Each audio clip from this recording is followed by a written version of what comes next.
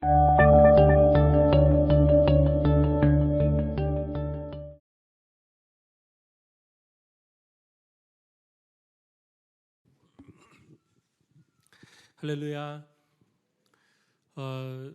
우리 좌우 앞에 계신 분들과 인사 나누겠습니다. 할렐루야, 축복합니다. 오늘도 제 옆에 앉아 계셔서 감사합니다. 당신 때문에 행복합니다. 당신 때문에 내게 큰 은혜가 됩니다. 저를 위해서 기도해 주셔서 감사합니다. 하나님께서 큰 복과 은혜를 당신에게 더하여 주실 줄 믿습니다. 제가 안 끝났는데 아직도 벌써 끝나가지고 멀뚱멀뚱 쳐다만 보고 계시는군요. 길게 하시라니까요. 길게. 그냥 축복합니다라는 그런 길게가 아니라 내가 할 수 있는 이 미사여구 언어를 다 동원해서 축복의 인사를 나누셔야지 돼요. 항상 여러분을 통해서 하나님의 은혜와 복이 세상 가운데로, 여러분들 주변 가운데로 흘러가는 그런 축복의 통로가 다 되어지시기를 주의 이름으로 축복합니다. 작년 이제 연말부터 성탄절, 그리고 올해는 또 새해 첫 주가 주일이었죠. 첫날이. 그래서 새해 첫 주일 보내고 오늘 이제 세 번째 주일 다시 한번 이제 우리 마태복음으로 돌아오겠습니다. 마태복음 전체가 28장까지 있는데 그동안에 16장까지 우리가 살펴봤고 오늘 이제 17장으로 넘어오게 됩니다. 그동안에 제가 몇 번 이렇게 마태복음을 우리가 함께 나눴나 봤더니 한 60번이 넘는 것 같아요. 물론 마태복음을 우리가 한 장 한 장 크게 뭉뚱그려서 말씀을 볼 수도 있지만 조금은 구체적으로 하나님께서 마태를 통해서 우리들 가운데 주시는 그 본연의 뜻이 무엇인가를 좀 살펴보고 그것을 그냥 그렇구나 라고 끝나는 것이 아니라 우리들의 삶 가운데에 조금이라도 더 좀 적용하고 실천하고 그래서 우리 주님께서 제자들을 양육하시고 키우시고 또 그들을 지도하신 것처럼 주의 말씀으로 우리가 양육받고 또 자라나고 또 지도받는 그런 삶이 되었으면 하는 바람에서 제가 가능하면 마태복음을 단락단락, 그러니까 한 사건 주제별로 나누어서 함께 말씀을 보다 보니 벌써 60번이 넘게 마태복음을 보게 되었습니다. 절반 넘게 왔고요. 이제 오늘부터 17장으로 들어서게 됩니다. 작년에 마태복음을 살펴봤기 때문에 혹시 기억을 못할 수도 있어요. 벌써 해가 바뀌었잖아요. 그렇지만 기억을 한번 뒤집어 보면서 우리가 살펴보도록 하겠습니다.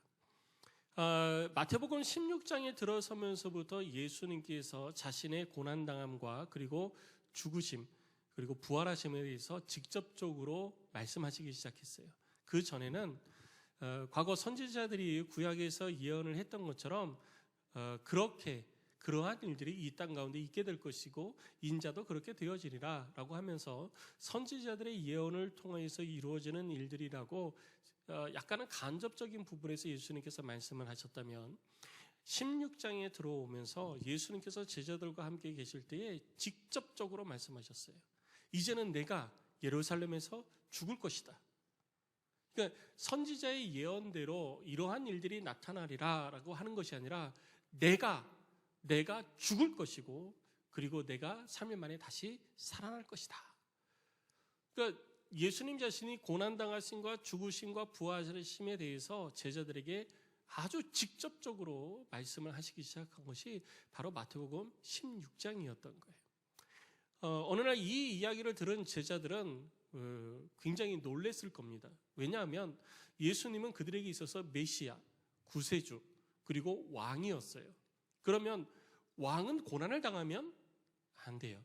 이스라엘 백성들 가운데 수많은 왕들이 있었지만 그들은 인간이 세운 왕이고 하나님께서 보내신 선지자, 하나님께서 인정하신 왕, 그 예수가 우리들 앞에 있는데 이는 고난을 당하면 안 돼요. 왕이 무슨 고난을 당해요. 왕은 군림하고 다스리고 통치해야지 돼요.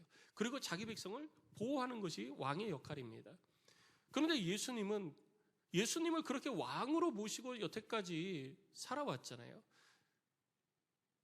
예수님의 제자들은요, 어떻게 보면은 나 줄 잘 섰다 이렇게 생각할 수도 있었을 거예요. 왜냐하면 예수님께서 오셔서 너는 나를 따르라 하고 제자들을 부르셨는데 처음에는 긴가민가 하고 따랐을 거예요. 성령의 감동을 따라 성령의 강권하심을 통해서 예수님을 따르고 순종했지만 순간순간 내가 이거 맞게 따르는 건가? 내가 지금 이거 옳은 길을 가고 있는 건가라고 하는 그런 갈등은 좀 있었을 거예요. 근데 그럴 때마다 예수님께서 수많은 사람들을 향해서 하나님의 말씀을 선포하고 귀신이 물러가고 그리고 병든 자가 낫고 심지어 죽은 자가 다시 살아나는 일들을 경험하면서 아, 예수님이 바로 하나님이 말씀하시는 그 왕이구나. 하나님께서 우리를 구원하기 위해서 이 땅에 보내신 메시아구나, 구원자구나라는 것에 대한 확신이 있었을 거예요. 그래서 그런 확신을 가지고 있는데 어느 날 갑자기 우리 주님이 그러는 거예요. 내가 고난을 당할 것이고 죽을 것이고 부활할 것이다. 그런데 부활이라는 소리는 들어오지도 않아요. 고난하고 죽는다는 게 이게 도저히 이해가 안 되는 거예요. 이해가. 예수님이 왜 죽어요? 그럼 우리는 여태까지 예수님을 따라봤는데 그럼 우리는 어떻게 되나? 이 생각부터 들지 않겠어요? 그때 예수님께서 마태복음 16장 28절 말씀에 내가 그렇게 되지만 3일 만에 다시 살아나게 될 것이고 주의 영광을 보게 될 것인데 주의 영광이 내게 임하게 될 것인데 너희들 가운데에도 그 영광 인자가 예수 그리스도가 왕권을 가지고 이 땅에 와서 통치하는 그 모습을 볼 사람도 죽기 전에 볼 사람도 있을 것이다 라고 그들에게 말씀하십니다. 그러니까 이러한 것들은 단순히 예수 그리스도께서 이 땅의 왕으로 진정한 왕으로 통치하시는 데 있어서의 하나의 과정일 뿐이다라는 것을 제자들에게 가르쳐 주시고 충격받은 제자들을 야 그게 아니야. 완전히 없어지는 거 아니야. 그렇게 놀라지 마. 이런 이야기죠. 그래서 그렇게 제자들을 위로해 주시고 격려를 해 주신 거예요. 자, 그 이후에 이제 오늘 17장 말씀으로 넘어오는 겁니다. 그러한 사건이 있고 나서 6일 뒤 오늘 본문의 1절 말씀을 보면 엿새 후에라고 기록이 되어져 있습니다. 6일 동안 또 많은 일들이 있었겠죠. 성경은 그런 뭐 다 기록하지는 않습니다. 6일이 지난 다음에 예수님께서 어느 날 베드로와 요한과 그리고 야고보를 데리고 높은 산으로 올라가셨습니다. 높은 산이 어딜까? 뭐 많은 고민을 하는데 여러분 고민하지 마세요. 그냥 높은 산 그러면 그냥 높은 산 그렇게 하시면 돼요. 백두산에 올랐을까? 한라산에 올랐을까? 무슨 산에 올랐을까? 그게 중요한 게 아니에요. 그냥 산에 올랐다는 게 중요한 겁니다. 높은 산에 올라가셨다라는 거. 그리고 3명의 제자들과 함께 했다라는 게 중요한 거예요. 사실 이 산은 가이사랴 빌립보 지방에 있는 해발 3,000m가 넘는 그 헤르몬 산, 우리가 보통 헐몬산이라고 얘기하잖아요. 그 헤르몬 산을 지칭하는 것입니다. 우리나라는 산이 많이 있잖아요. 근데 이스라엘은 산이 그렇게 많지 않아요. 대부분 구릉. 뭐 우리나라도 제주도 그러면은 산이 별로 없잖아요. 산이 없고 전부 다 구릉, 언덕, 오름 다 이렇게 표현되고 산은 딱 하나 있습니다. 한라산. 한라산 되게 높잖아요. 되게 높아요. 그것처럼 이스라엘 땅에도요 많은 언덕들, 나지막하는 그런 언덕들이 있고 진짜 산이라고 부를 수 있는 것은 몇 개 안 돼요. 그 중에 예수님께서 갈릴리 북부에서 사역을 하셨기 때문에 그 지역에서 걸어서 제자들 다 데리고 간 것도 아니고 몇 명만 데리고 가셨으니까 멀리 가시지는 않았을 거예요. 그래서 근처에 있는 산에 가셨을 것인데 그 근처에 높은 산은 해발 3,000m가 넘는 바로 이 헤르몬 산을 얘기하는 것입니다. 근데 헤르몬 산이라는 것을 몰라도 괜찮아요. 시험 문제에 안 나오고요. 그거 모른다고 천국에 못 가는 거 아닙니다. 그러니까 별로 그렇게 신경 안 쓰셔도 돼요. 근데 예수님께서 이 3명의 제자를 데리고 가셨는데요. 수많은 제자들 가운데에 예수님은 특별한 경우에 이 3명의 제자들을 따로 데리고 가셨습니다. 마태복음 9장 25절에 보면 예수님께서 죽은 소녀를 살리실 때에도 그 소녀가 죽어 누워 있는 곳에 들어가셔서 소녀야 일어나라 하고 살리셨잖아요. 그때에도 그 방에 이 3 제자 베드로와 야고보와 요한을 데리고 가셔서 그 이루어지는 일을 그들 가운데 보여주셨어요. 그리고 오늘 본문에서도 오늘 본문은 우리가 변화산 사건이다라고 하는 이야기하는 그런 사건인데요. 이 산에 오를 때에도 예수님은 이 3명의 제자를 같이 데리고 가셨습니다. 그리고 나중에 마태복음 26장 37절에 기록되어 있듯이 예수님께서 십자가에서의 죽으심을 앞두고 겟세마네 동산에 오르셔서 땀이 핏방울이 되도록 기도하셨던 그 겟세마네 기도의 현장에도 이 세 제자를 데리고 더 깊이 들어가셔서 기도를 하셨습니다. 그러니까 이 세 제자는 특별히 다른 제자들보다 더 예수님으로부터 훈련을 많이 받은 제자들이라고 볼 수 있어요. 그래서 초대교회의 교회 지도자들이 바로 이 세 사람이었던 것입니다. 베드로는 예루살렘 교회의 최고 지도자였고, 나중에 이제 예수님의 동생 야고보가 예루살렘 교회를 지도했지만 그 전까지 베드로가 계속해서 예루살렘 교회에서 성도들을 지도를 했어요. 그리고 요한은 우리가 알고 있듯이 마지막까지 12명의 사도들 가운데 제일 마지막까지 살면서 하나님께서 앞으로 되어질 일들에 대해서 정말 눈앞에 쫙 펼쳐줘서 보여주신 그 환상을 보여주신 그 일들을 낱낱이 기록한 그 주인공, 곧 요한이 되었던 것입니다. 하나님께서 유일하게 요한에게 앞으로 되어질 일들을 눈앞에 쫙 펼쳐 보여주신 거예요. 그 사람이 요한이에요. 그 다음에 야고보는 우리가 기독교상 최초의 순교자인 스데반 집사 있잖아요. 그 스데반 집사의 순교 이후에 12명의 예수님의 제자 사도들 가운데의 첫 번째 순교자가 바로 야고보입니다. 그러니까 이 세 명의 제자들은 항상 초기 기독교 역사에 있어서 아주 중요한 위치를 차지하고 있고 예수님으로부터 특별하게 훈련을 받은 사람이라고 할 수 있습니다. 그러니까 우리도요, 다 똑같다고 하지 마시고요. 다른 사람, 저 사람 하는데 왜 나는 불러요? 저 사람 안 부르는데 왜 나만 불러가지고 성경 공부하라고 그래요? 목사님 왜 나만 불러가지고 더 배우라고 그래요? 뭐 하려고? 네, 특별하게 쓰려고. 그러니까 교회에서 집사님, 다른 사람 안 해도 집사님은 성경 공부해야 됩니다. 그러면 교회에서 나를 특별한 일을 시키려고 더 훈련을 시키는구나. 그러고 아멘 할렐루야 그러고 쫓아와야 되는데, 아니 저 사람은 안 하는데 왜 나만 해요? 나도 안 할래요.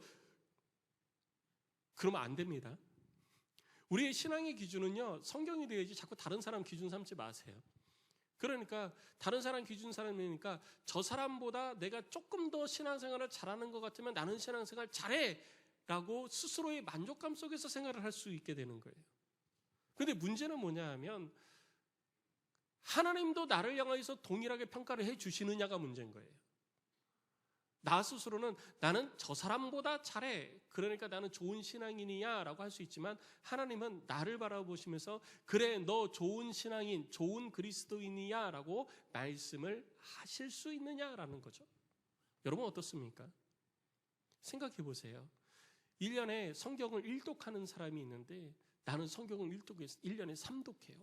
그러면 나는 신앙생활을 잘하는 사람일까요? 아닐까요? 본인 스스로는 내가 일독한 사람보단 난 그러니까 잘하는 사람이야 라고 할 수 있을지 모르지만, 일독하는 사람만 있는 게 아니라 10독, 20독, 100독, 200독, 1000독 하는 사람들도 많이 있잖아요. 그러니까 우리는 항상 나보다 못한 사람하고 비교하려고 그러지 나보다 잘하는 사람하고는 비교 안 하려고 그래요. 왜? 내가 좀 더 연약해 보일 수 있으니까.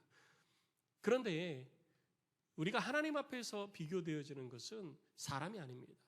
오직 하나님의 말씀이 기준인 것입니다.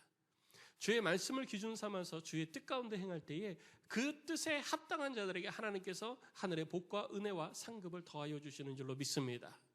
그러니 하나님의 말씀을 기준 삼아 이 땅에서 삶을 살아가시고 더 그 기준에 가까워지기 위해서 노력하시기를 주의 이름으로 축원합니다. 그래서 올해 표대로 그리스도의 거룩함을 향해서 나아가자는 거예요. 왜? 그게 기준이니까. 그게 기준이니까. 그래서 그렇게 가려면 어떻게 되느냐? 성경을 더 공부해야 되고 성경을 더 배워야 되고 기도를 더 해야 되는 거예요. 그래서 교회에서는 더 성경 읽으라고, 더 기도하라고, 더 성경을 배우라고 이야기를 하는 것입니다. 그래서 그렇게 훈련되어진 사람들이 교회의 일꾼이 되어지고 교회를 다스리게 되어지는 거예요. 바로 베드로와 야고보와 요한과 같은 그런 사람들로 만들어져 가는 것입니다.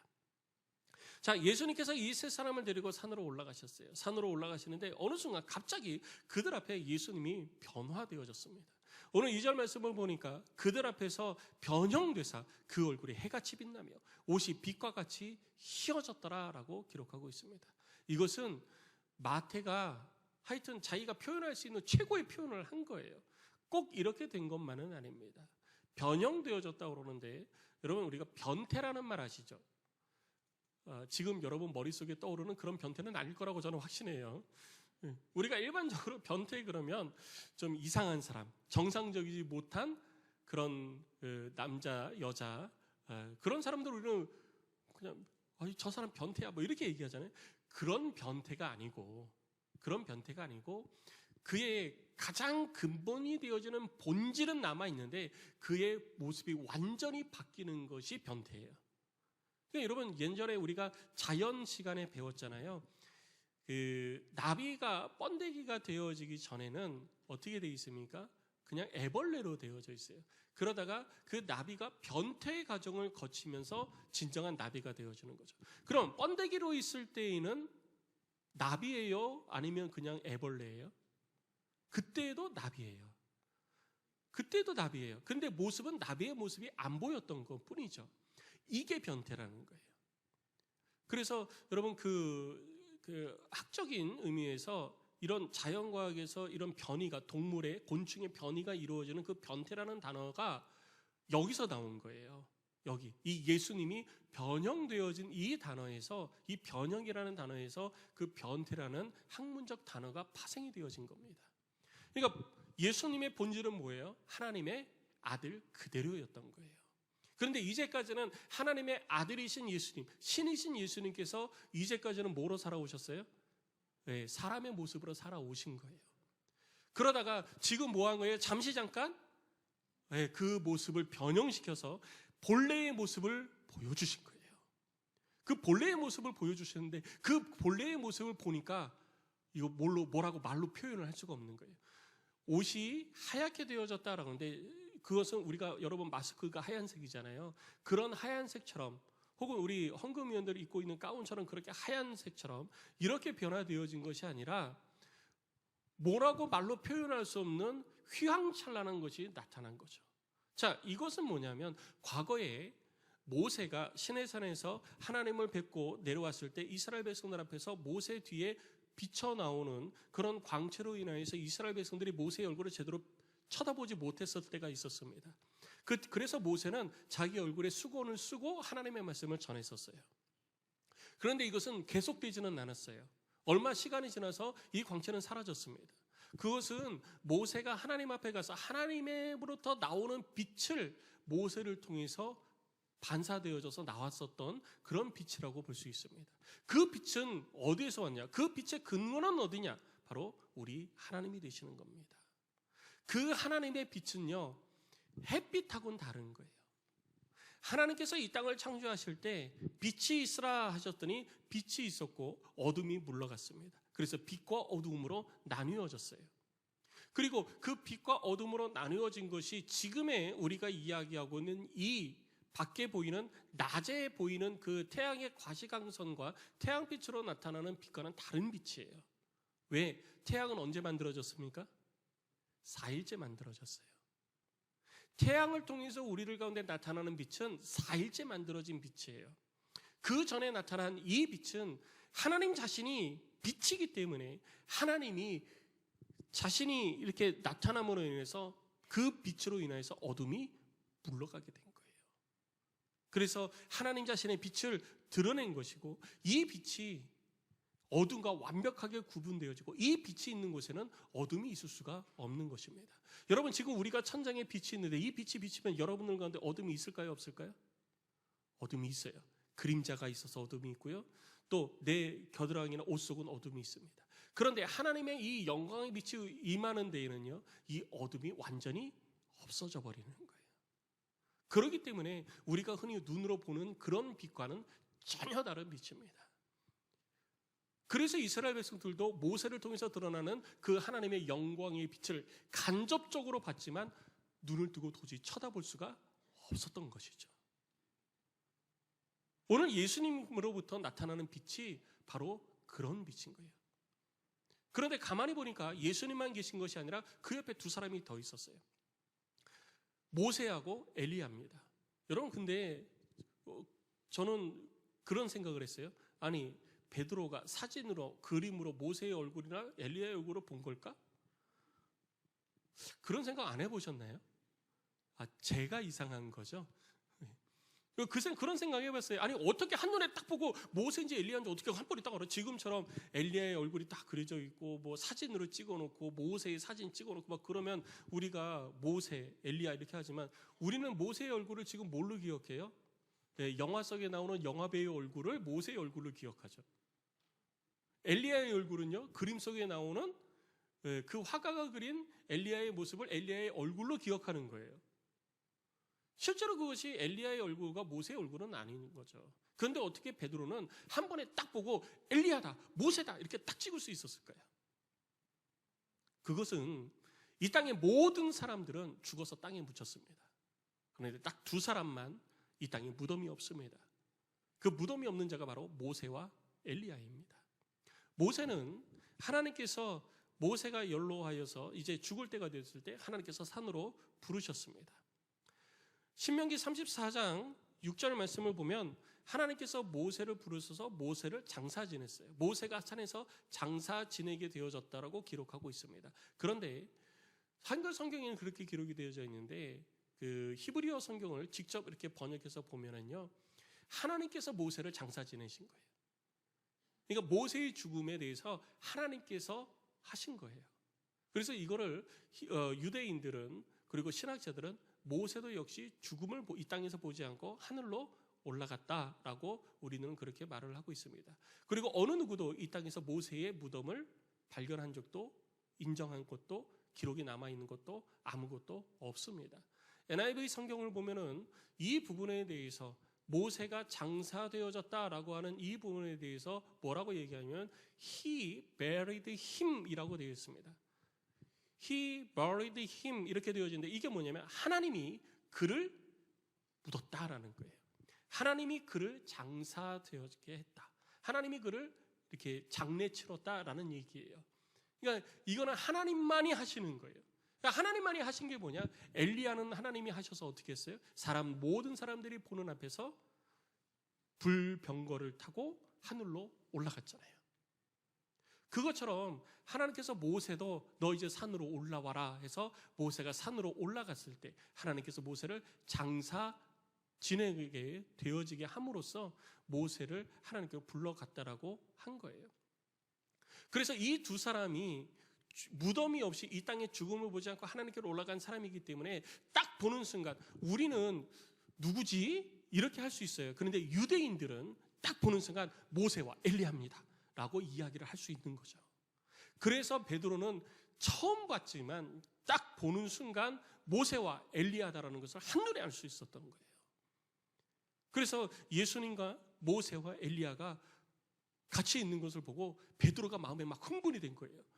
우와, 우리가 그렇게 바라고 소망하던 사람들이 여기 다 있네. 그렇잖아요. 모세는 그때 당시에 모든 그 선지자들의 표상입니다. 모든 선지자들의 표상이고 엘리야는 예수님의 선구자적 모델이었어요.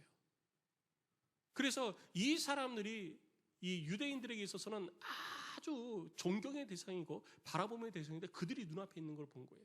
그러니까 뭐라고 그럽니까? 내가 여기가 좋사오니 내가 이곳에 초막셋을 짓고 하나는 주를 위하여, 하나는 모세를 위하여, 하나는 엘리야를 위하여서 초막셋을 짓고 여기서 살기를 원합니다 라고 그럽니다. 근데 예수님이 아무 말씀 안 하세요.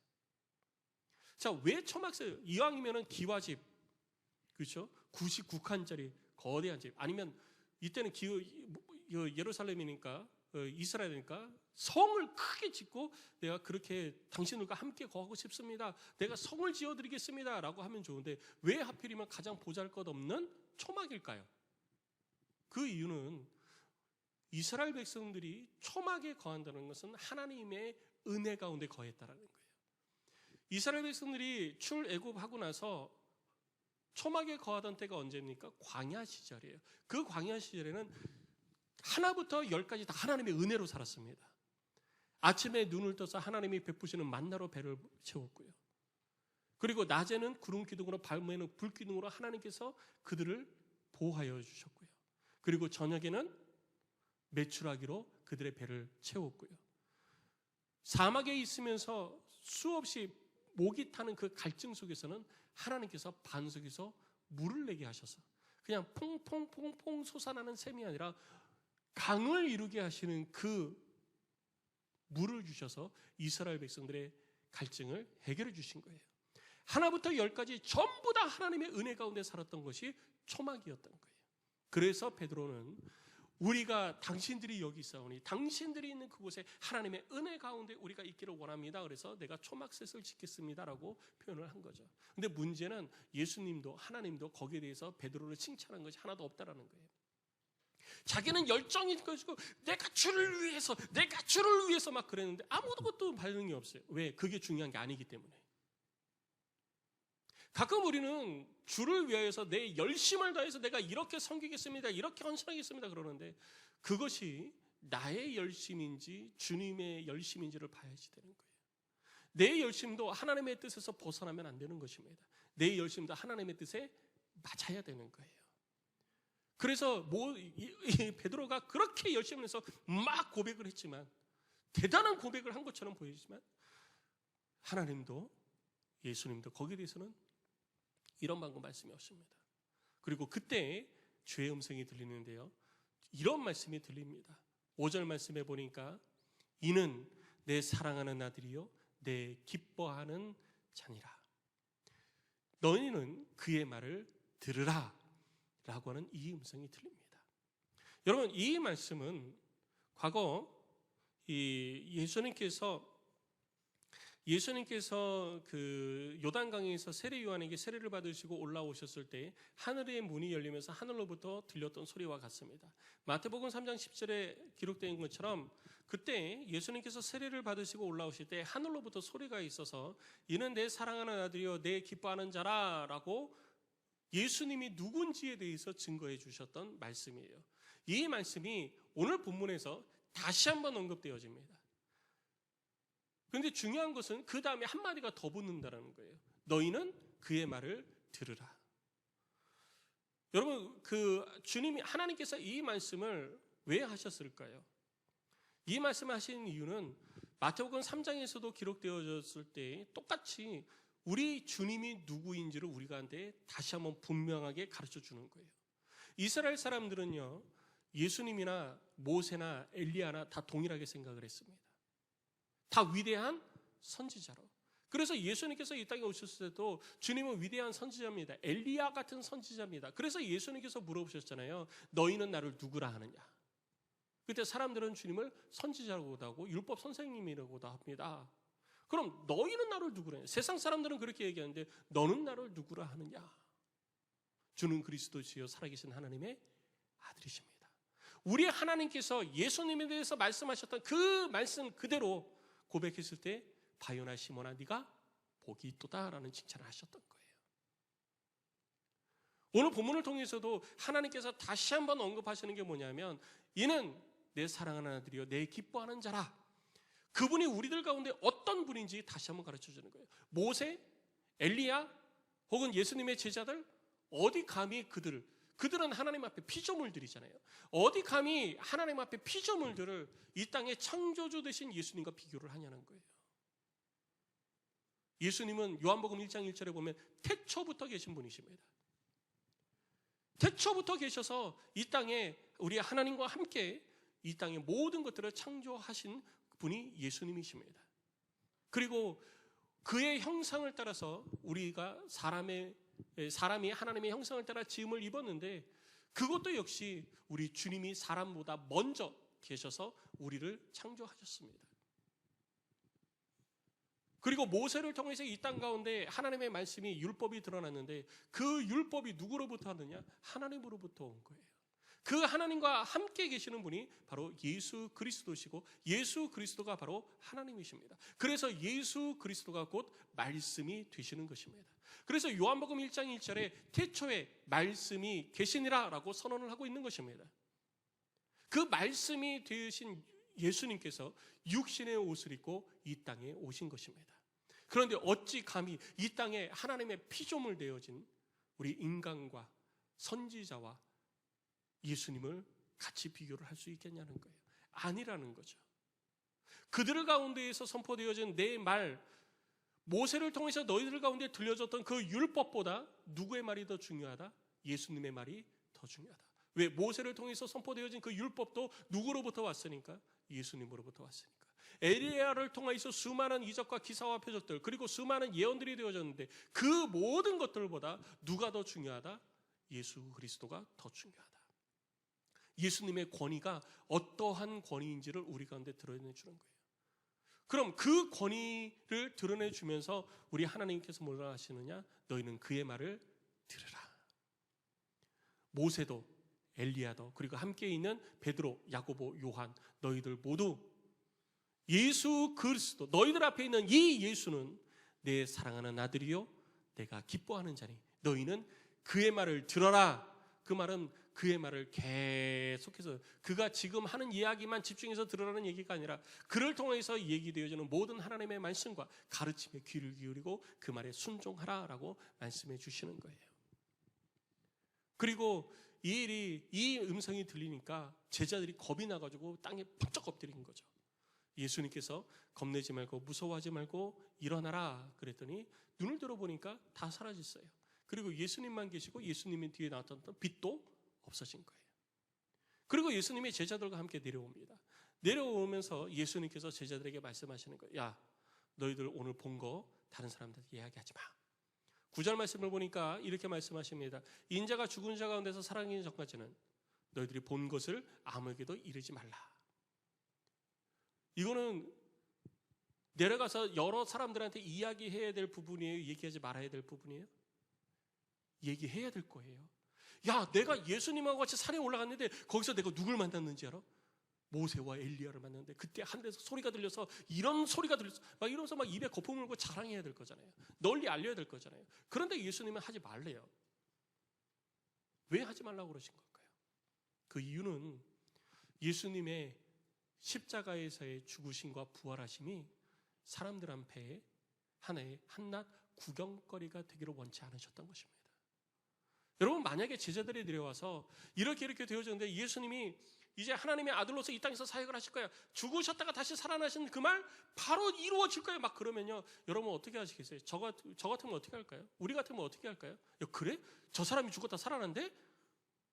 나도 그럼 구경 좀 해봐야지. 과거 1992년 다미 선교를 통해서 시한부 종말론이 우리나라와 전 세계를 휩쓸 때 휴거가 되어진다는 말. 사람들은 휴거에 관심 없어요. 휴거가 뭔지 몰라요. 천국에 올라가는 것도 관심 없어요. 그 사람들이 그런 일들이 이루어진다고 하니까 사람들이 뭐 하러 왔어요? 다 수천 명이? 구경하러. 구경하러 모여든 거예요. 그래서 방송 3사에서 전부 다 생방송을 내보낸 거예요. 종말이 되어지면 놀라운 일이 있다고 그러는데 그 놀라운 일이 도대체 어떤 건가? 구경이나 한번 해보자. 그런데 예수님의 죽으심과 부활하심이 그렇게 구경거리가 되기를 주님은 원치 않으셨던 거죠. 그래서 하나님의 뜻이 이루어지기 전까지는 너희들이 세상 가운데 이 일을 말하지 말라라고 하시면서 주의를 주신 것입니다. 그리고 났더니 제자들이 또 물어본 거예요. 주님, 그러면은 서기관들이, 성경을 가르치는 서기관들이 엘리야가 먼저 와야 하리라라고 이야기하는데 이건 무슨 뜻입니까? 엘리야가 먼저 와야 되는데 주님은 엘리야가 아니지 않습니까? 그럼 이건 무슨 뜻입니까? 주님이 바로 죽으시고 살아나신다고 하는데 이건 무슨 뜻입니까? 라고 하니까 예수님께서 말씀하십니다. 엘리야가 과연 먼저 와서 모든 일을 회복하리라. 엘리야가 먼저 와야 된다는 거예요. 그리고 온전함에 대한 회복을 이루어야 된다는 거죠. 그리고 이 말을 하신 것은 뭐냐면 과거 말라기 4장 6절에 기록되어져 있는 내용을 다시 한번 설명해 주신 거예요. 여러분, 말라기 4장 6절, 5절 6절에 보면 이렇게 기록하고 있습니다. 보라, 여호와의 크고 두려운 날에 이르기 전에 내가 선지자 엘리야를 너희에게 보내리니 그가 아버지의 마음을 자녀에게로 돌이키게 하고 자녀들의 마음을 그들의 아버지에게로 돌이키게 하리라. 돌이키지 아니하면 두렵건대 내가 와서 저주로 그 땅을 칠까 하노라 하시니라. 그러니까 주님이 오시는 날, 우리 주님이 행하신 날은 그때는 뭐예요? 심판의 날이 되는 거예요. 심판의 날이 되어지기 전에 먼저 돌이키라고 경고를 할 수 있는 그런 엘리야 같은 선지자를 보내겠다라는 것이 말라기 선지자의 예언이었습니다. 그리고 이 예언대로 우리 주님이 오셨는데 제자들은 아직 엘리야가 먼저 와야 될 것이라고 생각한 거예요. 그래서 예수님을 엘리야라고 생각하는 사람들이 많았고 제자들 중에도 예수님을 엘리야라고 생각을 했었는데 지금 산에서 엘리야와 같이 있는 주님을 봤잖아요. 그리고 주님은 엘리야가 아니라고 그랬잖아요. 그럼 엘리야는 누구냐는 거죠. 서기관들이 그렇게 얘기하는데 구약에 그렇게 기록되어 있는데 엘리야는 누굽니까? 그때 주님이 말씀하십니다. 12절입니다. 엘리야가 이미 왔으되 사람들이 알지 못하고 임의로 대우하였도다. 인자도 이와 같이 그들에게 고난을 받으리라. 이 말을 하시고는서야 비로소 제자들이 세례 요한이구나 라는 것을 깨닫게 되었다라는 것이죠. 이것을 가리켜서 이 본문의 내용을 가리켜서 우리는 그냥 변화산 사건 이렇게 이해를 하고 있습니다. 그런데 이 변화산 사건을 통해서 하나님께서 우리에게 주시는 교훈은 무엇일까요? 하나님께서 이 변화산 사건을 통해서 우리에게 말씀하시고자 하시는 것은 무엇일까요? 그냥 예수님이 이렇게 되어졌다, 이렇게 변화되어졌다, 엘리야와 그리고 모세가 그 가운데 함께 있었다. 단순히 이것을 우리들 가운데 가르쳐 주려고, 이야기해 주려고 이 사건을 기록을 한 것이 아니라는 거죠. 중요한 것은요, 이 본문을 통해서 우리들이 기울여야 될 것은 첫 번째는요, 우리 삶의 주님의 권위를 인정해야 된다는 것입니다. 이 땅에 그 어떤 것도 주님의 권위와 비견될 것은 없습니다. 내가 주님을 내 삶에 정말 주님으로 예수 그리스도로 나의 주님으로 그분의 권위를 인정하고면은 그의 말을 듣는 것입니다. 하나님께서 그의 모인 자들에게 말씀하신 것이 무엇이냐? 이는 내 사랑하는 아들이요 내 기뻐하는 자니라. 그러니까 너희들은 뭐해라? 그의 권위를 인정하고 그의 말을 들으라라는 거예요. 부모가 자녀를 가르칠 때 자녀가 그 부모의 권위를 인정하지 않으면요, 말 듣습니까? 안 들어요. 부모의 권위를 인정하면 말 안 듣습니다. 그런데 그 부모의 권위를 인정하는 자녀는요, 부모의 말에 순종하는 것입니다. 우리 주님의 권위를 우리가 우리들의 삶 가운데 인정하면은요, 우리는 주님의 말씀 앞에 순종하는 거예요. 그런데 내가 내 삶 가운데 주님의 권위를 인정하지 않아요. 주님의 권위보다 더 높은 권위를 가진 것이, 더 높은 권위에 위치한 것이 내 삶에 있어요. 그러니까 주님의 말씀보다 다른 것이 더 우선되어지는 거예요. 내 삶 가운데 돈 버는 권위가, 돈 벌어서 내가 높은 곳에 올라가는 권위를 내가 더 높은 권위에 위치시켜 놓고 있으니까 주님의 말씀보다 돈 버는 것을 더 열심히 내는 거예요. 우리 주님의 말씀이 내게 있어서 그렇게 큰 권위 있는 말씀으로 다가오지 않는 것입니다. 내가 주님을 그렇게 인정하고 있지 않기 때문이에요. 말로는 주는 그리스도시요 살아계신 하나님의 아들입니다 라고 고백했던 그 베드로의 고백처럼 우리들도 그렇게 고백을 하고 있지만 실질적으로 우리들의 삶에 있어서는 주님의 권위를 내가 인정하고 있지 않기 때문에 주님의 말을 듣지 않는 것입니다. 그분의 말씀에 순종하지 않는 거예요. 정말 내가 주님의 권위를 인정하는 하나님의 백성이라면 우리는 주님의 말을 들어야 되는 것입니다. 그분을 통해서 가르치시는 그 가르침에 우리는 귀를 기울여야 되고 그분의 말씀에 순종해야 되는 것입니다. 그것이 하나님의 백성된 자의 모습이기 때문이에요. 우리 하나님께서 직접적으로 말씀하시잖아요. 그는 내 사랑하는 아들이요 내 기뻐하는 자니 너희는 그의 말을 들으라. 우리 가운데 말씀하시는 주님의 음성 따라 우리 하나님이 우리 가운데 명령하신 그 명령대로 우리들의 삶에 우리 주 예수 그리스도를 가장 권위 있는, 가장 소중한 분, 가장 높은 권위에 앉혀드리고 그분의 말을 들어 순종하는 하나님의 사람들이 꼭 되시기를 주의 이름으로 축복합니다. 이것이 우리가 해야 될 일이에요. 주님의 말씀을 들으라 하시잖아요. 저는 이렇게 묻고 싶습니다. 주님의 말씀 듣고 있습니까? 주님의 말씀 듣고 있습니까? 언제 듣습니까? 내가 듣고 싶은 말만 골라서 듣고 있습니까? 아니면 그대로 들어 순종하고 있습니까? 그대로 들어 순종하고 있다면 그분은 그 삶에 우리 주 예수 그리스도의 권위를 인정하는 분이에요. 그런데 내가 어쩔 땐 듣고 어쩔 땐 안 듣는다? 그러면 그분의 권위를 내 삶에 완전히 인정하고 있는 것은 아니라는 거죠. 입으로는 고백합니다. 주는 그리스도시요 살아계신 하나님의 아들입니다. 우리 하나님께서 예수 그리스도의 권위에 대해서 증거해 주신 것처럼 우리도 그분의 권위를 우리들의 입술로는 인정합니다. 그런데 우리 하나님은 입술로만 인정하지 말고 그의 말을 들으라 했는데 우리는 그 말을 안 듣는 거죠. 그러면 그의 권위를 인정하지 않는 거예요.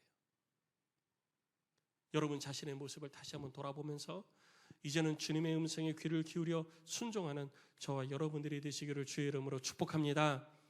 하나님의 말씀도 예수로부터 나왔고 성경도 예수로부터 나왔고 성경의 기록도 예수님에 대해서 한 증거입니다. 그러니 우리는 성경을 기준 삼아 성경을 따라 삶을 살아가고 우리들의 삶 가운데 그 어떤 것보다 우리 주 예수님이 가장 높은 권위를 부여하고 그 뜻 가운데 사는 하나님의 사람이 되어야 될 줄로 믿습니다. 그리고 두 번째 우리가 기억해야 될 것은 우리들의 고집과 아집, 경험과 그리고 완고함을 내려놔야지 되는 거예요. 여러분 하나님께서 왜 두 번이나 이 말씀을 하셨을까요? 사람들이 인정하지 않기 때문이에요. 처음에는 유대인들도 바리새인, 서기관, 사두개인 이 사람들이 제사장들까지 예수님께서 하나님의 말씀을 가르치시고 전파하시고 그리고 기사와 표적을 행하실 때 예수님께로 왔습니까? 안 왔습니까? 왔습니다. 왜 왔어요? 확인하기 위해서. 정말 이가 성경에서 예언한 그인가? 정말 하나님의 아들인가? 정말 우리의 왕인가? 이걸 확인하기 위해서 왔어요. 그리고 눈으로 봤죠.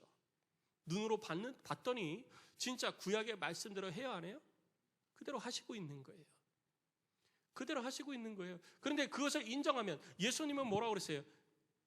바리새인들을 향해서 이 독사의 자식들아. 그리고 사두개인과 제사장들을 향해서 뭐라고 그럽니까? 계속해서 그들의 죄를 지적하고 그들을 하나님 앞에 버림받은 자들이라고 구원받지 못한 자들이라고 막 말씀하셨잖아요. 그런데 예수님의 삶을 가만히 보니까 다 구약의 예언대로 맞아요. 그래서 내가 예수님을 인정하면 나는 뭐가 돼요? 난 죽일 놈 되는 거죠. 예수님을 인정하는 순간 나는 죽일 놈 되는 거예요. 내가 여태까지 어떻게 살았죠? 백성들로부터 인정받고 추앙받고 백성들로부터 존경받고 삶을 살아왔어요. 백성들이 내 가르침을 받고 살아왔어요. 그런데 예수님은 소경이 소경을 인도하는데 어찌 올바른 길로 인도할 수 있겠느냐라고 하시고 바리새인들을 향해서 너희들은 사망으로 이끄는 자들이라고 얘기하고 너희들이 사망에 거하는 자들이라고 그러고 너희들은 독사의 자식이라고 그렇게 바리새인들을 향해서 책망하셨는데 내가 주님이 하나님의 아들입니다. 성경에 예언한 그대로 주님이 맞습니다라고 해버리면 나는 뭐가 되는 거예요? 나는 주님의 말씀이 독사의 자식이었던 거예요. 내가 여태까지 가르쳤던 건 전부 다 뭐가 되는 거예요? 다 헛것이 되어버리는 거예요. 그럼 더 이상 이스라엘 백성들이 나를 존경할까요? 안 할까요? 존경 안 해요. 그래서 나는 어떻게 합니까? 끝까지 거부하는 거죠. 예수 그리스도가 하나님의 아들이심을 몰라서 거부하는 게 아니에요. 아는데 마음에 완악하기 때문에 그 마음의 완악함을 가지고 거부하는 거예요. 뭐 때문에? 내 지위 잃어버릴까 봐. 뭐 때문에 사람들이 나 존경하지 않을까 봐. 하나님의 말씀이 기준이 아니라 내가 가지고 있는 경험, 내가 가지고 있는 이 지식, 이것이 더 우선되어지고 이것이 더 기준이 되어지고 있는 거예요. 그러다 보니까 하나님의 뜻 가운데 바로 설 수 없는 거죠. 하나님의 말씀 앞으로 나올 수가 없었던 것입니다. 항상 그들은 자기들의 뜻이 우선이었고 자기들의 생각이 우선이었던 거예요. 우리가 신앙생활을 하면서 가지고 있었던 여러 가지 경험이나 완고함들 여러분 이제 내려놓으시기 바랍니다. 그리고 주님의 앞에 나와서 주님의 말씀에 귀를 기울이시기 바랍니다. 주께서 주의 말씀을 통해서 우리들의 죄를 지적하실 때 우리는 주님 앞에 회개해야 되는 거예요. 내 죄를 인정하고 회개해야 됩니다. 그러면 주님이 우리를 용서하여 주시고 우리를 높여주시는 것입니다. 사람의 눈으로 내 삶을 바라볼 때 우리는 포기할 것이 아무것도 없습니다. 그러나 주님의 눈으로 바라볼 때 우리는 다 포기해야 될 것이고 다 버려야 할 것들 뿐입니다. 성도 여러분, 이제는 정말 주님의 뜻이 내 뜻보다 앞서가기를 원합니다. 유대인들이 그랬던 것처럼 하나님의 뜻이 다 있어요. 하나님의 뜻 다 알아요. 그래도 하나님의 뜻보다 누구 뜻이 더 중요해요? 내 뜻. 하나님의 뜻보다 내 뜻이 더 중요하다고 얘기한 거예요. 내 뜻이 더 소중하다고 생각한 거죠. 하나님의 뜻보다 내 뜻이 앞서가기 시작할 때 우리는 하나님의 온전한 은혜 가운데 나갈 수가 없습니다. 하나님의 은혜를 경험할 수 없습니다. 내 뜻을 접고 주의 뜻 가운데 나아가시기를 주의 이름으로 축원합니다. 그리고 2023년 우리 교회의 포효처럼 그리스도의 거룩함을 향하여서 더 자라가기 위해서 여러분 주님의 말씀을 들으십시오. 주의 말씀을 듣고 순종하십시오. 그리고 내 뜻 꺾고 내 뜻보다 주님의 말씀이, 주님의 뜻이 우선되어지는 삶을 사십시오. 그러면 우리가 주님의 거룩함을 향하여 한 걸음 더 자라가는 그런 모습을 우리들의 삶 속에 이루게 될 것입니다.